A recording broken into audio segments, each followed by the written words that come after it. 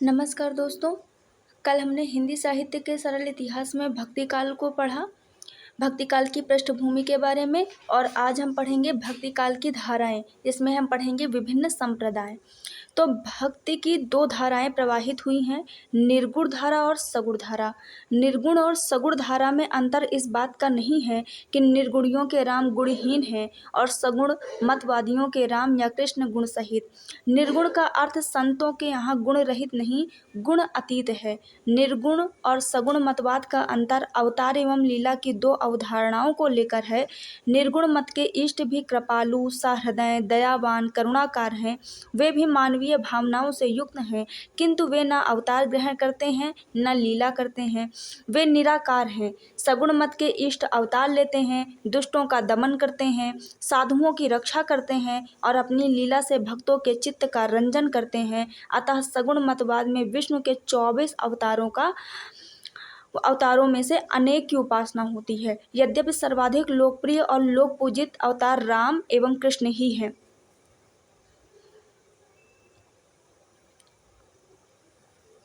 निर्गुण एवं सगुण दोनों प्रकार की भक्ति का मुख्य लक्षण है भगवत विषयक रति एवं अन्यथा। नाथ सिद्धों के आसन, प्राणायाम, सहज समाधि, शरीर, प्राण, मन, वाणी की अचंचलता का योग सब इसी महाराग में विलीन हो गए हैं। भक्ति के अनेक संप्रदाय हैं, उसमें से 4 प्रमुख संप्रदायों और उनके आचार्यों का परिचय संक्षेप में दिया जा रहा है।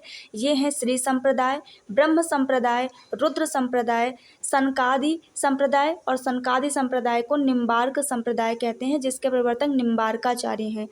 अब हम पढ़ेंगे इसमें संप्रदाय और संप्रदाय के प्रवर्तक कौन है और उस संप्रदाय का उद्देश्य क्या है। तो श्री संप्रदाय के आचार्य रामानुजाचार्य हैं। कहा जाता है कि लक्ष्मी ने इन्हें जिस मत का उपदेश दिया, उसी के आधार पर इन्होंने अपने मत का प्रवर्तन किया। इसीलिए इनके अनेक संप्रदाय को श्री संप्रदाय कहते हैं। इन्हीं की परंपरा में रामानंद हुए। रामानंद प्रयाग में उत्पन्न हुए थे। इनके गुरु का नाम राघवानंद था। रामानंद संस्कृत के पंडित, उच्च कुलोत्पन्न ब्राह्मण थे, किंतु वे आकाश धर्मा गुरु थे। उन्होंने अवर्ण, सवर्ण, स्त्री, पुरुष, राजा, रंक सभी को शिष्य बनाया। उनका विचार था कि ऋषियों के नाम पर गोत्र और परिवार बन सकते हैं, तो ऋषियों के भी पूजित परमेश्वर के नाम पर सबका परिचय क्यों नहीं दिया जा सकता। इस प्रकार सभी भाई भाई हैं और सभी एक जाति के हैं। श्रेष्ठता भक्ति से होती है, जाति से नहीं। इनके जो 12 शिष्य हुए हैं रामानंद के जो 12 शिष्य हुए हैं, रैदास, कबीर, धन्ना, सेना, पीपा, भावानंद, नरहरियानंद, सुखानंद, अनंतानंद, सुरसुरानंद, पद्मावती और सुरसुरी। रामानंद के रचनात्मक व्यक्तित्व का अत्यंत महत्वपूर्ण पक्ष यह है कि उन्होंने हिंदी को अपने मत के प्रचार का माध्यम बनाया। इसमें जो 12 शिष्य हैं, इनको याद करने की इनके जन्म काल के आधार पर पूछा जाता है, क्रम पूछ लिया जाता है कि जन्म के आधार पर इन कवियों का क्रम लगाइए। तो जैसे दे दिया, पहले धन्ना, सेना, पीपा और कबीर, फिर किसका जन्म पहले हुआ उस आधार पर आपको लगाना होता। तो इसकी एक ट्रिक मैं लेके आप सभी के बीच आऊँगी, तो उससे आप आसानी से याद कर पाएंगे कि किसका। एक ट्रिक के माध्यम से याद करेंगे तो 12 जो कवि हैं, इन्हें आप आसानी से याद कर पाएंगे और वो आपकी स्मृति में भी काफ़ी समय तक रहेगा। इसके बाद हम पढ़ेंगे ब्रह्म संप्रदाय। ब्रह्म संप्रदाय के प्रवर्तक मध्वाचार्य थे। उनका जन्म गुजरात में हुआ था। चैतन्य महाप्रभु पहले इसी संप्रदाय में दीक्षित हुए थे। इस संप्रदाय का सीधा संबंध हिंदी साहित्य से नहीं है।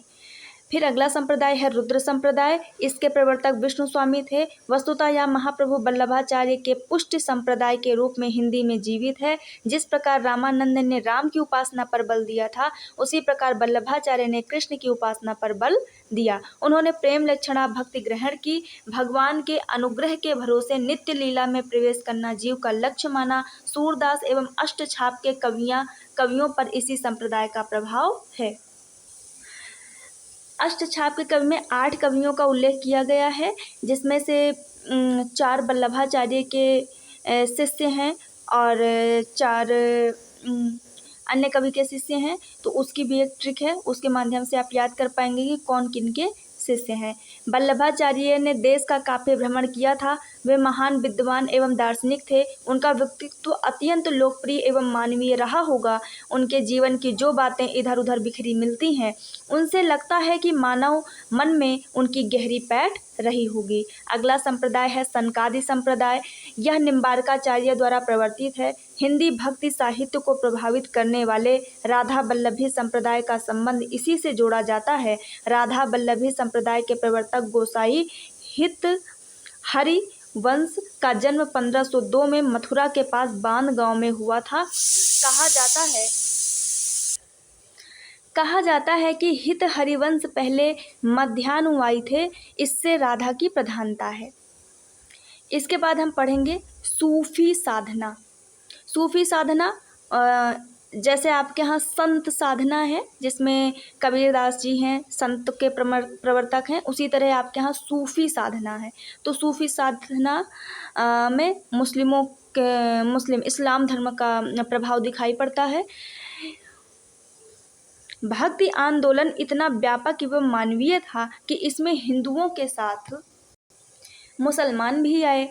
सूफी यद्यपि इस्लाम मतानुयायी हैं, किंतु अपने दर्शन एवं साधना पद्धति के कारण भक्ति आंदोलन में गणनीय है। इस्लाम एकेश्वरवादी है। एकेश्वरवादी का मतलब होता है जो एक किसी भी ईश्वर में विश्वास करे। जैसे उनके यहाँ अल्लाह है तो अल्लाह एक है, इसलिए इन्हें एकेश्वरवादी कहते हैं। किंतु सूफी संतों ने अनल्लाह अर्थात मैं ब्रह्म हूँ की घोषणा की। यह बात अद्वैतवाद से मिलती जुलती है। सूफी साधना के अनुसार मनुष्य के 4 विभाग हैं। ये भी पेपर में कभी कभी पूछ लिया जाता है कि सूफी साधना के अनुसार जो मनुष्य के 4 विभाग हैं उनमें कौन कौन से हैं। तो नफ्स का हिंदी होता है इंद्रिय, अक्ल यानी बुद्धि या माया, कल्ब हृदय, रूह आत्मा। यह साधना नफ्स और अक्ल को दबाकर कल्ब की साधना से रूह की प्राप्ति पर बल देती है। हृदय रूपी दर्पण में परम सत्ता का प्रतिबिंब आभासित होता है। यह दर्पण जितना ही निर्मल होगा, रूप उतना ही स्पष्ट होगा। अर्थात सूफी साधना भी हृदय की साधना है। इसी से वह भक्ति है। आचार्य शुक्ल ने इसीलिए जायसी आदि सूफी कवियों को कबीर, सूर, तुलसी की कोट में रखा है।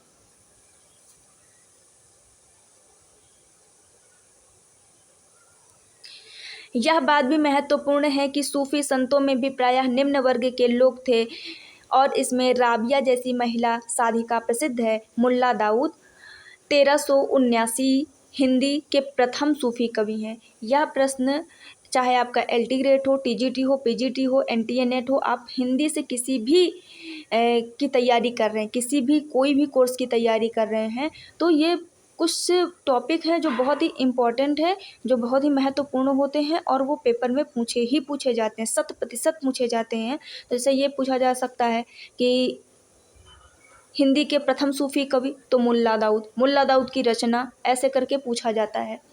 या फिर इनका समय सीमा पूछ लिया।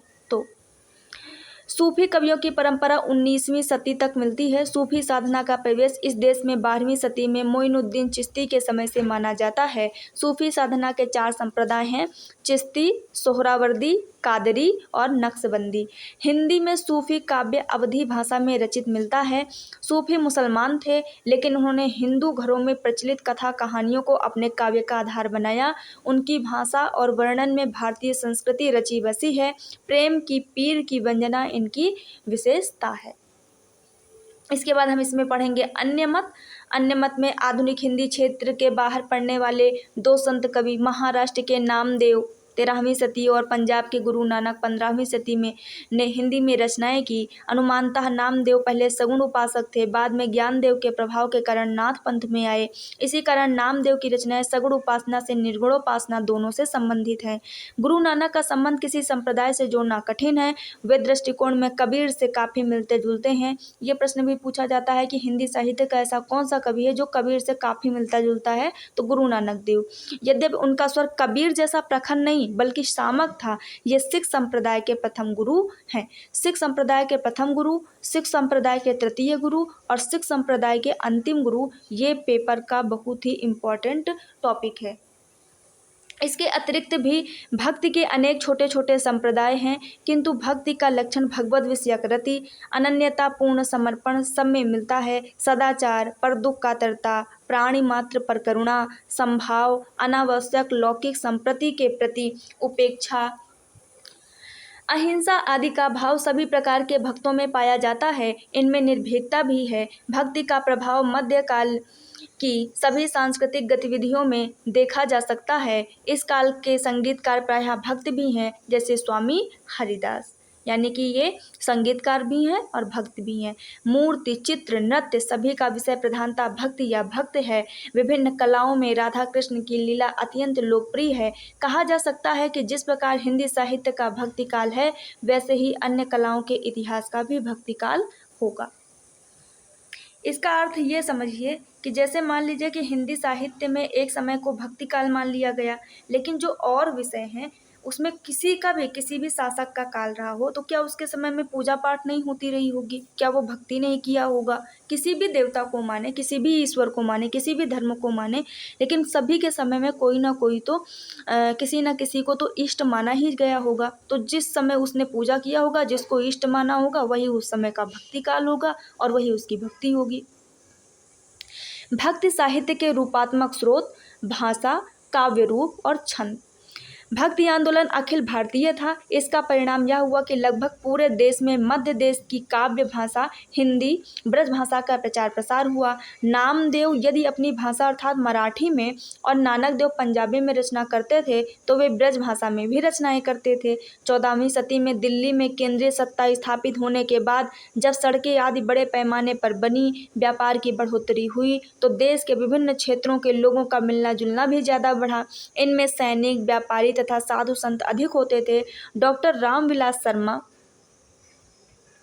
के अनुसार 15वीं सदी, 16वीं सदी और 17वीं सदी में यहाँ व्यापार की बड़ी बड़ी मंडियाँ कायम होती हैं। 25 नगर व्यापार और सांस्कृतिक आदान प्रदान के केंद्र बनकर उठ खड़े होते हैं। लोहे और कपास के सामान काफ़ी बड़े पैमाने तैयार किया जाता है। सैकड़ों वर्ष के बाद सामाजिक जीवन की धुरी गांव में घूमकर नगर की ओर आ जाती है। इस समय सामाजिक जीवन की बागडोर सामंतों के साथ साथ व्यापारियों के हाथ में आ जाती है। सिक्कों का प्रचलन बढ़ जाता है। समाचार भेजने के लिए हर कारों की व्यवस्था होती है। आज की भाषा में कहें तो एक प्रकार के दूर संचार व्यवस्था कायम होती है। इससे मध्य देश की भाषा को प्रचारित प्रसारित होने की स्थिति तैयार होती है। भक्ति साहित्य अखिल भारतीय है, किंतु उत्तर भारत के भक्ति साहित्य की विशेषता यह है कि इसमें मुसलमान भी शामिल हैं। दक्षिण भारत के भक्ति साहित्य में जायसी, रहीम और रसखान जैसे मुसलमान रचनाकारों का नाम नहीं सुनाई पड़ता। संभवतः भक्ति कवियों की इतनी अधिक संख्या केवल हिंदी में ही है। ये भी कभी कभी पूछा जाता है कि संभवतः भक्ति कवियों की संख्या, इतनी अधिक संख्या केवल हिंदी में ही है। ये किसके द्वारा कहा गया है? तो ये किसके द्वारा कहा गया है? रामविलास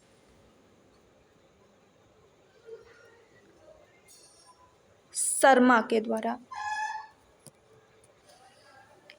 भक्तिकाल हिंदी काव्य की प्रमुख ब्रज भाषा है। इसके अनेक कारण हैं। परंपरा की पछाही बोली सौरसेनी मध्य देश की काव्य भाषा रही है। ब्रज भाषा आधुनिक आर्य भाषा काल में उसी सौरसेनी का रूप थी। इसमें सूरदास जैसे महान लोकप्रिय कवि ने रचना की और वह कृष्ण भक्ति के केंद्र ब्रज की बोली थी, जिससे यह कृष्ण भक्ति की भाषा बन गई।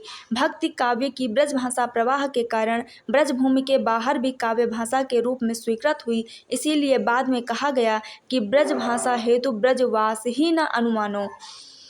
पूर्व मध्यकालीन साहित्य में ब्रज भाषा एक प्रकार से भक्ति काव्य का पर्याय बन गई। यहाँ तक कि सुदूर दक्षिण और पूर्व के रचनाकारों ने भी ब्रज भाषा में रचना की।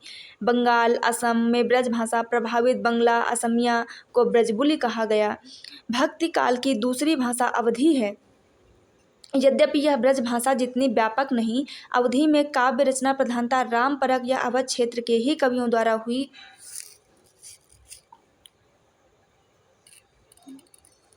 हिंदी के सूफी कवि अवध क्षेत्र के ही थे, फिर भी उन्होंने अवधी में प्रबंध काव्य लिखे तो उसकी कोई परंपरा अवश्य रही होगी। प्राकृत पेंगलम के अनेक छंदों की भाषा अवधी कहीं कहीं व्यवस्थित रूप में दिखलाई पड़ती है।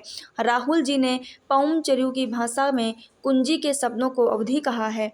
संभवतः अवध क्षेत्र व्यापारिक या सैनिक दृष्टि से 14वीं और 15वीं सदी में महत्वपूर्ण रहा हो। धार्मिक दृष्टि से राम की जन्मभूमि अयोध्या के कारण तो वह क्षेत्र महत्वपूर्ण था ही।